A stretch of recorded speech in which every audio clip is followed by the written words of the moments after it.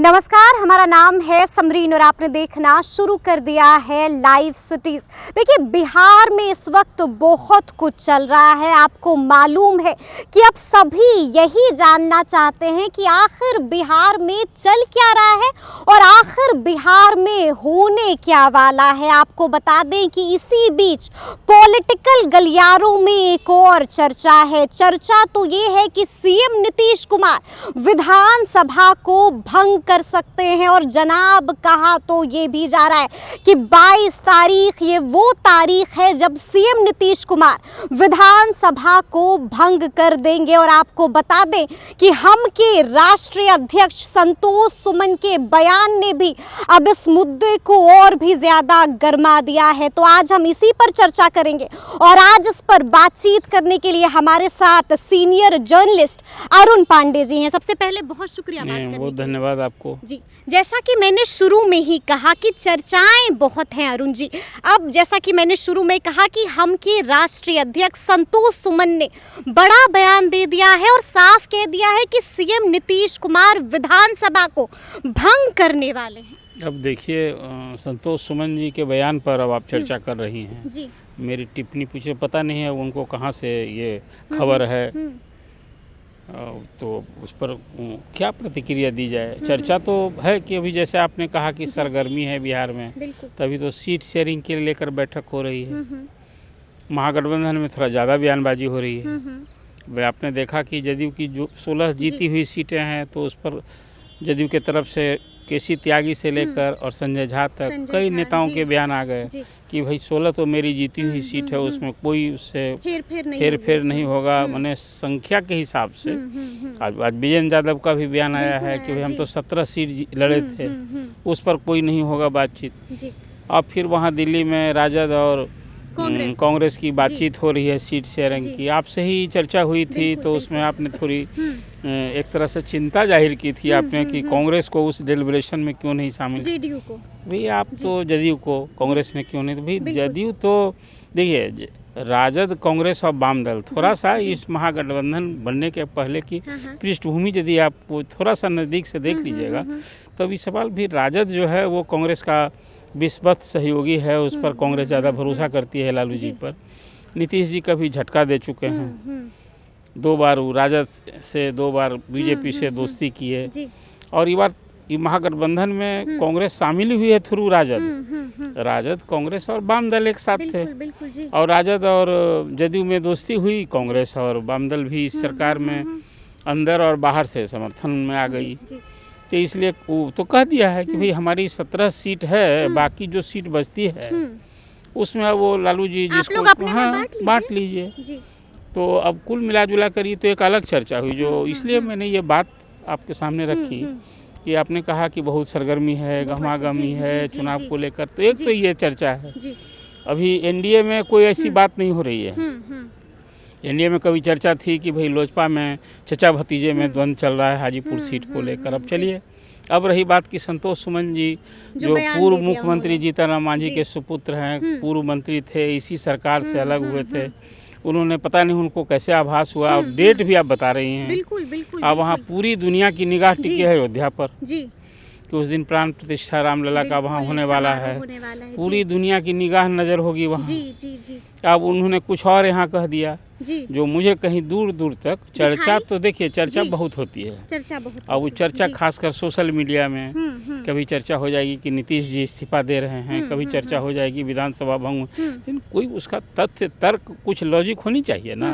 अब वो चर्चा भाई पूर्व मंत्री रहे हैं, पार्टी के अध्यक्ष हैं, अब इस चर्चा में वो भी शामिल हो गए और उनकी उस बयान पर आपने भी यहाँ चर्चा और टिप्पणी ले रही हैं। अभी बिल्कुल सच्चाई जानना चाह रहे हैं। देखिए, हम फिर मैंने कहा कि मुझे तो कहीं दूर दूर तक नहीं दिख रहा है। कहाँ भैया, अब यहाँ महागठबंधन जो है उसमें सीट शेयरिंग की बात हो रही है और दावेदारी अलग हो रही है, लेकिन कहीं ना कहीं बीजेपी के खिलाफ एक यहाँ सशक्त मोर्चा बने, सभी 40 सीट पर 1 to 1 इसी का ना एक्सरसाइज हो रहा है।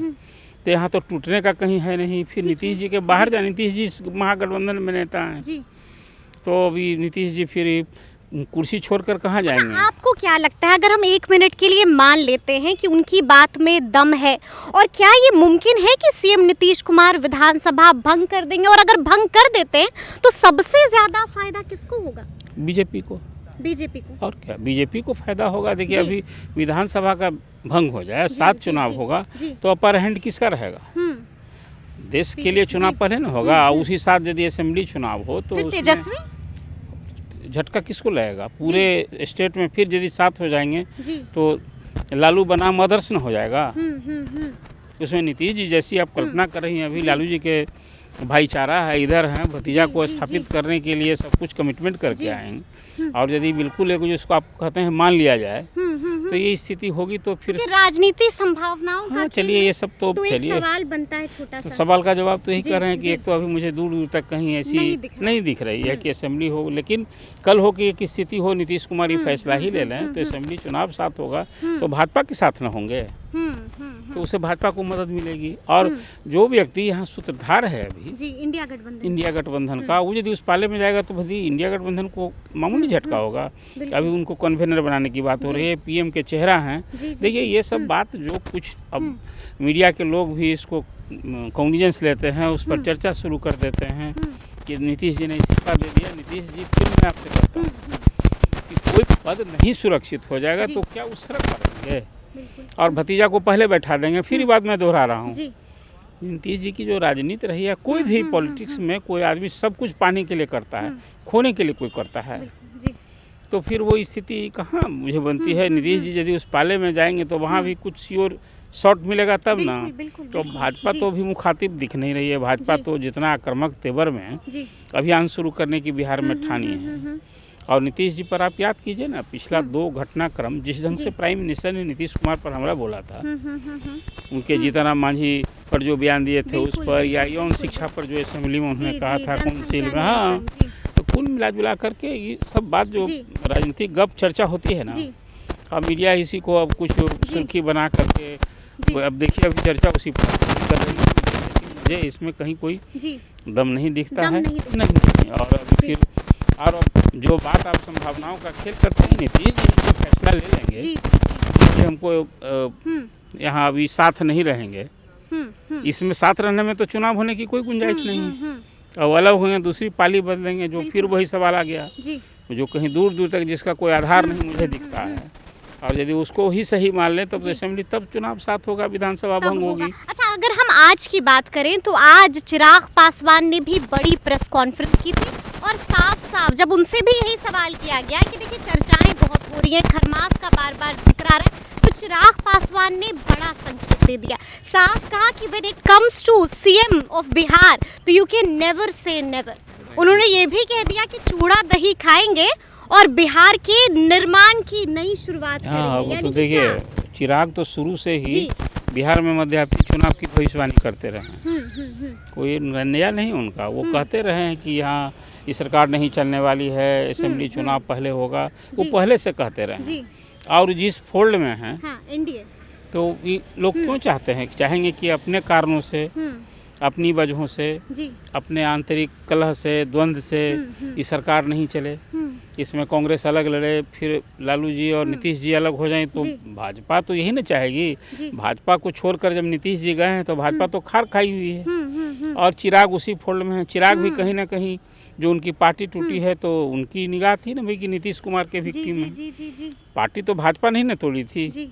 आपको याद होगा जिस समय पारस और चिराग अलग हुए थे तो ललन सिंह उनके घर पर, वो सांसद बीना सिंह उनके घर पर लोगों की मीटिंग हुई, बीना देवी के घर पर। हालांकि बाद में अभी ललन सिंह ने कहा कि इसमें मेरा कोई रोल नहीं था। बिल्कुल बिल्कुल बिल्कुल जी। तो कुल मिला जुलाकर जो विपक्ष में बैठा, फिर ये हमेशा कहते हैं क्या चाहेगा सामने वाला जो दल है, वहाँ अनरेस्ट हो, कन्फ्यूजन हो, कन्फ्लिक्ट हो, विवाद हो, वो कुनबा बिखर जाए, यही ना चाहेगा। बिल्कुल, क्योंकि जीतनराम मांझी भी कह रहे हैं, संतोष सुमन भी उस तरफ इशारा कर रहे हैं, चिराग पासवान भी कह रहे हैं, मतलब इतना तो कम से कम ये तो हम कह सकते हैं। सब एनडीए फोल्ड वाले लोग हैं। लेकिन कहीं ना कहीं कुछ ना कुछ ठीक तो नहीं है।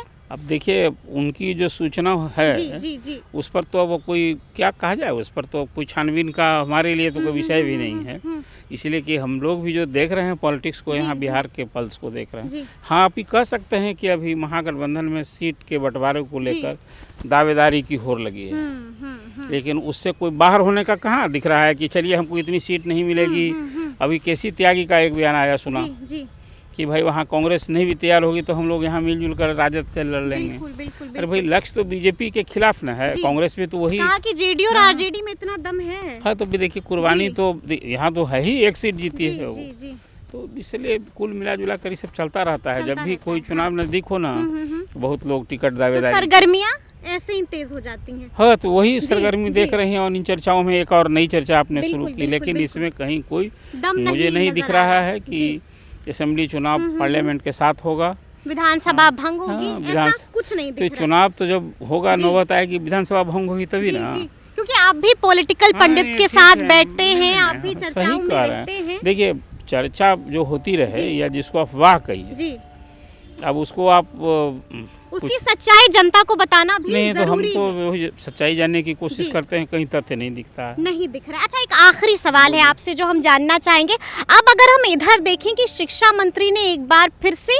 एक ऐसा बयान दे दिया है जिसके बाद बवाल छिड़ा हुआ, और सिर्फ शिक्षा मंत्री नहीं, आरजेडी के विधायक हैं अजय यादव, उन्होंने भी बड़ा बयान दे दिया है, जिसके बाद ये कहना गलत नहीं होगा कि बीजेपी वाले तो उनको सुना ही रहे हैं, लेकिन जेडीयू भी, यानी कि बीजेपी जेडीयू मिलकर लताड़ रही है आरजेडी को।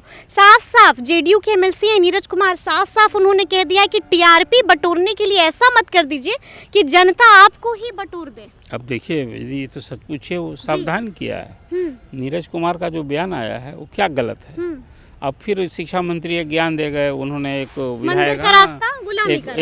विधायक के बयान को लेकर, अब जो ज्ञानवान है शिक्षा मंत्री हैं भाई, तो उनको उनके ज्ञान को कौन, अब उनका ज्ञान आप नहीं लीजिए, यही ना हो सकता है। मतलब उनका ज्ञानवान है, वो कॉलेज में अध्यापक भी रहे हैं, अभी प्रोफेसर हैं और शिक्षा मंत्री हैं संयोग से, तो अब बच्चों को ऐसी शिक्षा दे रहे हैं, कौन उनके इस ज्ञान को कबूल करने जा रहा है। लेकिन जेडीयू और बीजेपी मिलकर आरजेडी को लताड़ रही है। अब आज भी तो आप रामचरितमानस पर भी कहे थे, तो आपने देखा नहीं मुख्यमंत्री किस हद तक असहज थे। जी बिल्कुल बिल्कुल। लेकिन अब होता है ना, कुछ लोग हैं कि भाई चलिए अपने ढंग के निराले हैं। अब वो देखिए तेजस्वी ने भी कुछ इस तरह की बात कर दी थी, उनके लिए भी मंदिर से ज़्यादा अस्पताल और विद्यालय, बीमार पड़िएगा तो कहाँ जाइएगा, अस्पताल ना। अब पूजा करनी होगा तो कहाँ जाएगा आदमी। बिल्कुल बिल्कुल बिल्कुल। उनसे फिर पूछना चाहिए था, ठीक है इलाज कराने अस्पताल जाएगा, पढ़ने विद्यालय में, पूजा करने के लिए कहाँ जाएगा। बिल्कुल, बीजेपी की तरफ से ट्वीट भी आ गया कि साफ परिवार अगर मुंडन कराने जाना हो तो कहाँ खुद ही न गए थे,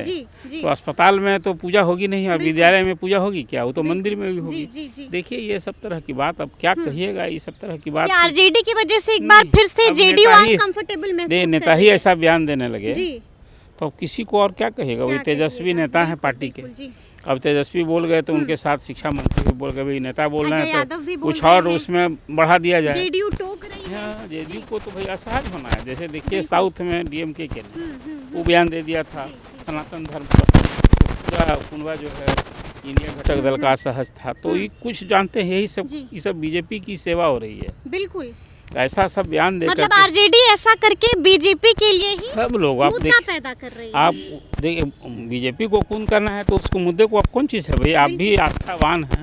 अब लालू जी का परिवार, राबड़ी जी छठ करती हैं उनके अभी तो तेजस्वी आए हैं, पूरा परिवार गए थे। बिल्कुल बिल्कुल। अब वो बयान दे रहे हैं मंदिर के प्रति, हो सके उसके बाद उनका विचार बदल गया हो, कुछ नया ज्ञान हो गया हो, क्या कहिएगा इसको। इस सब पर कुछ देखिए क्या आलोचना भी नहीं करना चाहिए, इस पर कुछ नहीं ध्यान दीजिए, वही बेहतर है। वही बेहतर है। तो सुना आपने क्या कुछ बताया है अरुण पांडे जी ने। देखिए तफसील से हम लोगों ने भी उनसे चर्चा की है कि आखिर बिहार में चल क्या रहा है और आखिर बिहार में होने क्या जा रहा है। तो ये पूरी बातचीत आपको कैसी लगी है कमेंट करके हमें ज़रूर बताइएगा। तो इस तरह के तमाम अपडेट्स के लिए ऐसे ही हमारे साथ बने रहिएगा और देखते रहिएगा लाइव सिटीज़। बहुत शुक्रिया।